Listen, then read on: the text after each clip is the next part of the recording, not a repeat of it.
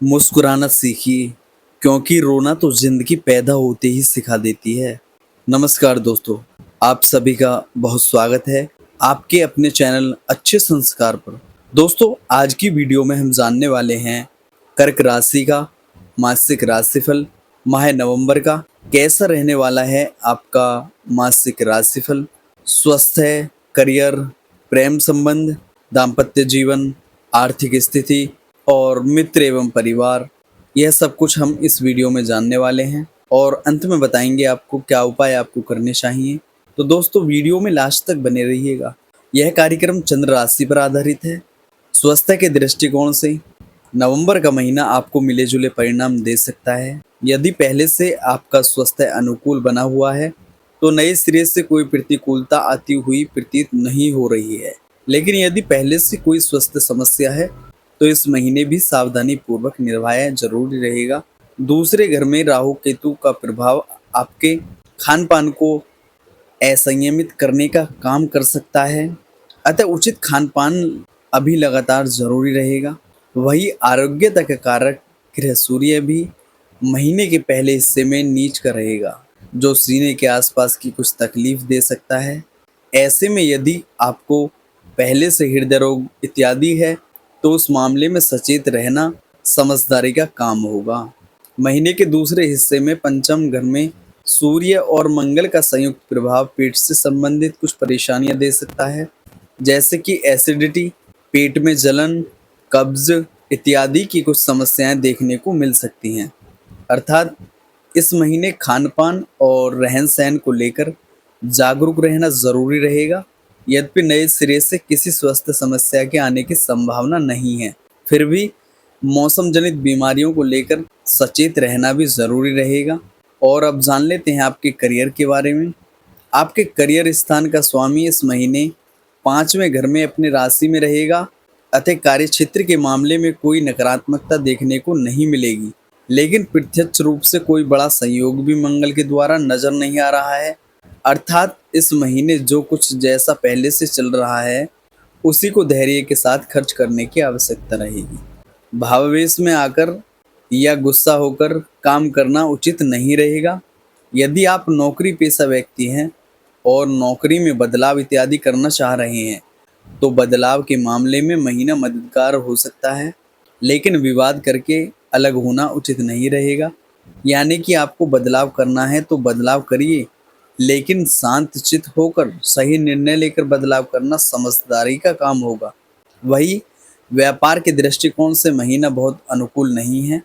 ऐसे में जो चल रहा है उसी को चलाते रहें। कोई नया प्रयोग या नया निवेश इत्यादि इस महीने करना उचित नहीं रहेगा। और अब जान लेते हैं आपके प्रेम, विवाह और व्यक्तिगत संबंधों के बारे में। नवंबर के महीने के लिए यदि आपके प्रेम संबंध की बात की जाए तो इस महीने आपके पंचम भाव के स्वामी मंगल अपनी ही राशि में अर्थात पंचम भाव में ही रहने वाले हैं। वैसे तो पंचमेश का पंचम भाव में होना पंचम भाव को मजबूती देता है, अर्थात आपकी लव लाइफ को अच्छे परिणाम मिलने चाहिए। लेकिन मंगल स्वामी से झगड़ालू ग्रह माना गया है। ऐसे में हम यह कह सकते हैं कि इस महीने आपसी नोकझोंक होने का डर रहेगा, लेकिन शायद स्वराशि में होने के कारण नोकझोंक अलगाव के स्तर तक नहीं जाएगी। यानी कि इस महीने कुछ कहासुनी संभावित है, लेकिन उससे भी प्रेम में प्रगाढ़ता आएगी। कई बार नकारात्मक घटनाक्रम भी सकारात्मक परिणाम छोड़ जाते हैं। बृहस्पति ग्रह की पंचम दृष्टि इस बात की संभावनाओं को और भी बल दे रही है कि आपका प्रेम संबंधों में लगाव और जुड़ाव के भाव मजबूत बने रहेंगे। प्रेम का कारक ग्रह शुक्र भी इस महीने आपके सहयोगकर्ता नजर आ रहा है। विशेषकर महीने के दूसरे हिस्से में शुक्र पर किसी नकारात्मक ग्रह का प्रभाव नहीं रहेगा और वह आपकी लव लाइफ को बेहतर करना चाहेगा। महीने के पहले हिस्से में नीच के सूर्य की संगति के चलते शायद शुक्र भी नोकझोंक को रोकने में कामयाब ना हो सके। कहने का तात्पर्य है कि इस महीने आपको अपनी लव लाइफ का पूरा ख्याल रखना है। ख्याल रखने की स्थिति में आप अपनी लव लाइफ को एंजॉय कर सकेंगे। विवाह आदि से संबंधित बातों को आगे बढ़ाने के लिए महीना आपके लिए मददगार हो सकता है, अर्थात विवाह से संबंधित बातें चल सकती हैं। और बातें आगे भी बढ़ सकती हैं। वही दाम्पत्य संबंधी मामलों की बात की जाए तो इस मामले में महीना आपको औसत से बेहतर परिणाम दे सकता है। यद्यपि सप्तम भाव के स्वामी शनि की स्थिति बहुत अच्छी नहीं है, इसके बावजूद भी बृहस्पति ग्रह का अनुकूल प्रभाव दाम्पत्य सुख को बनाए रखने में मददगार बनेगा। महीने के दूसरे हिस्से में शुक्र ग्रह भी आपको प्रेम संबंधों में अनुकूलता देने के साथ साथ दाम्पत्य संबंधों में भी अनुकूलता दे सकेंगे। इस तरह से हम कह सकते हैं कि दाम्पत्य संबंधी मामलों के लिए नवंबर 2025 का महीना औसत से बेहतर परिणाम दे सकता है। और अब जान लेते हैं आपकी आर्थिक स्थिति के बारे में। आर्थिक मामले की बात करें तो इस महीने आपके लाभ भाव के स्वामी शुक्र की स्थिति ज़्यादातर समय अनुकूल रहने वाली है। किसी न किसी तरह से चाही गई धनराशि आपको मिल जानी चाहिए, अर्थात आपकी जो भी जायज़ डिमांड होगी उनको पूरा करने लायक धन आप कमा सकेंगे या प्राप्त कर सकेंगे। यानी कि आमदनी के दृष्टिकोण से महीना सामान्य तौर पर आपके पक्ष में रह सकता है। आपके कर्म स्थान का स्वामी ग्रह मंगल भी लाभ भाव को देख रहा है और मंगल पर बृहस्पति की दृष्टि है। ये सभी कारण आपको आपकी मेहनत के अनुरूप लाभ देते रहेंगे।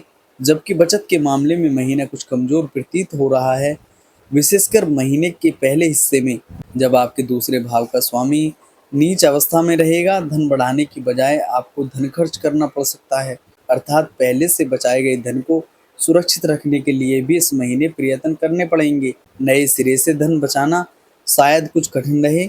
वही महीने के दूसरे हिस्से में परिणाम तुलनात्मक रूप से बेहतर रहने वाले हैं।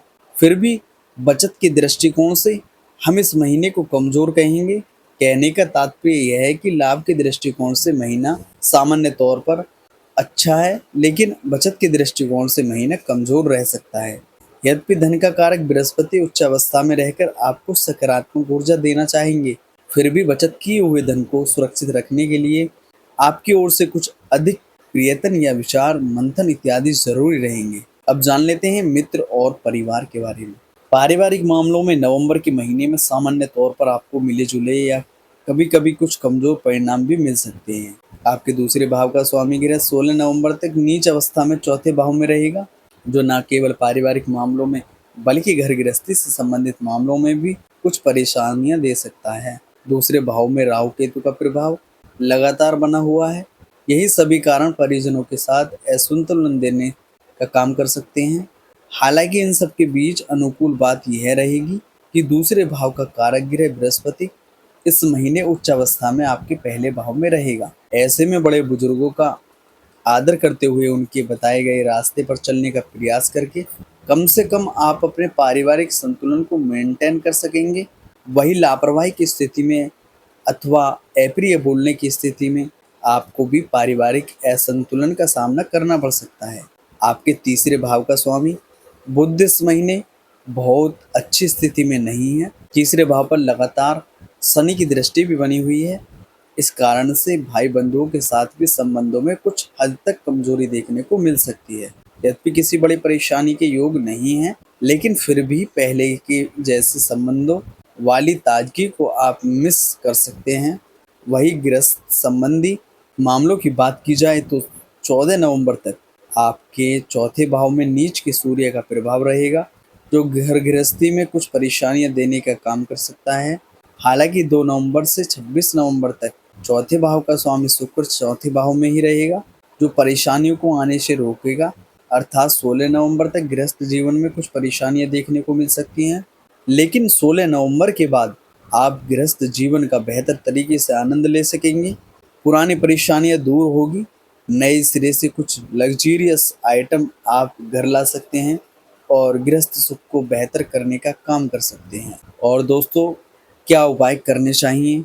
सबसे पहले भगवान सूर्य देव को जल अर्पित करें और गौ माता को हरा चारा खिलाएं, गाय की सेवा करें, हनुमान चालीसा का पाठ नित्य प्रतिदिन करें। और कैसी लगी वीडियो आपको? वीडियो को लाइक और हमारे चैनल पर अगर नए हैं तो चैनल को भी सब्सक्राइब ज़रूर करें। इसी के साथ जय श्री राम दोस्तों।